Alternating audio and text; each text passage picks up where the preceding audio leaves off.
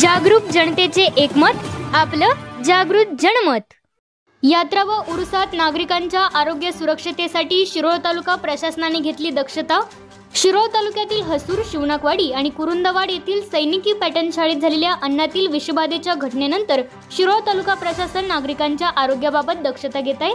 यात्रा, उत्सव, उरूस, सार्वजनिक समारंभ आदी कार्यक्रमामध्ये नागरिक मोठ्या प्रमाणात सहभागी होत असतात।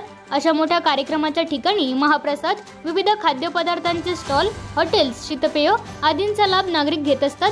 त्यामुळे अशा ठिकाणी कोणत्या दक्षता घ्याव्या लागतील याबाबतच्या मार्गदर्शक सूचना देण्यासाठी शिरोळ येथील मध्यवर्ती प्रशासकीय इमारतीत शिरोळचे तहसीलदार अनिल कुमार हेळकर यांनी बैठकीचे आयोजन केले होते।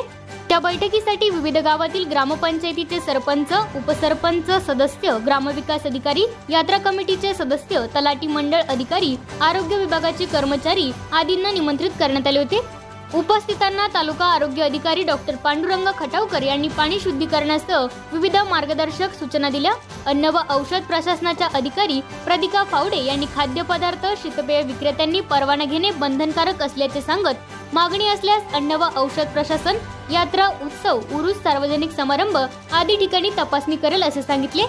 यावेळी तहसीलदार अनिल कुमार हेळकर व गटविकास अधिकारी नारायण घोलप यांनी ग्रामपंचायत, यात्रा कमिटी आणि प्रशासनातील अधिकारी कर्मचारी यांनी दक्षता घेऊन काम करावे व आरोग्य विभागाच्या मार्गदर्शक सूचनांचे काटेकोर पालन करून नागरिकांच्या आरोग्य सुरक्षतेसाठी दक्ष राहावे असे आवाहन केले।